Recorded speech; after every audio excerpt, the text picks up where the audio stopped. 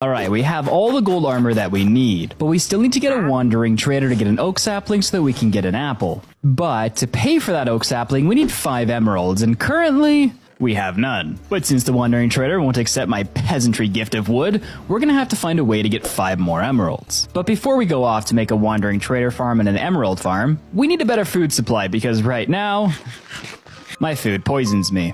So to solve that issue, we're going to come over here and grab some of this stone to make into a furnace. This will also enable us to smelt down the golden armor into nuggets. We need to get under here to be able to collect the cobblestone though, and my water is going to turn to ice really quickly, so we got to do this fast, otherwise we're going to lose all of our items. Place the water, place 3 blocks down, 1 block here, there we go. Right, pick back up the water, and we should be able to build a platform under here safely, where we can mine the cobblestone. Alright, now we can take our pickaxe, and we've gotten our first stone of the game. Now before we go turning this stone into tools or anything like that, we're gonna wait until we get villagers, because once we have villagers, we can make infinite stone with just 3 of these pieces. So for now, I'm just gonna make the essential items that the stone's required for. Alright, now that we have all the cobblestone that we need, we can make a furnace and start smelting potatoes. Now you may have been wondering how we're gonna get more potatoes, since at the moment, we only have 1. You see, the only thing we have right now is something called rooted dirt. You can't plant anything on rooted dirt, but if you take a hoe or a shovel and right click on it, you can extract the roots. Then it turns into normal dirt. Then all we have to do is put our water next to it, plant the potato, and begin bone mealing.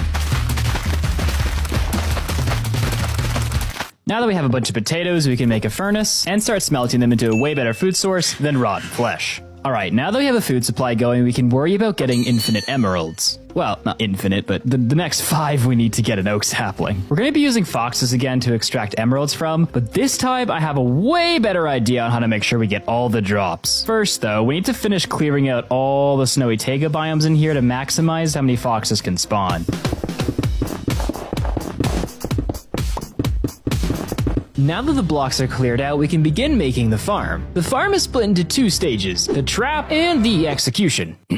Something I've noticed about foxes is their need to roam around a lot when they spawn in. To capture them into this chamber, I've set up a bunch of trap doors on all 4 sides of it. These act as false blocks, and when the fox roams over it, they'll perceive the trap door as a full block and fall in. Once inside the water, it will push them towards the wolf. Since wolves automatically aggro against foxes, they will encourage the fox to drop the emerald where to get collected into this hopper and put into a chest. Alright, it's time to check up and see how many emeralds we've gotten over this time. Oh my goodness. What if I come from this side? There we go. 7 emeralds. Now that we have enough emeralds to trade for an oak sapling, there's only one thing left.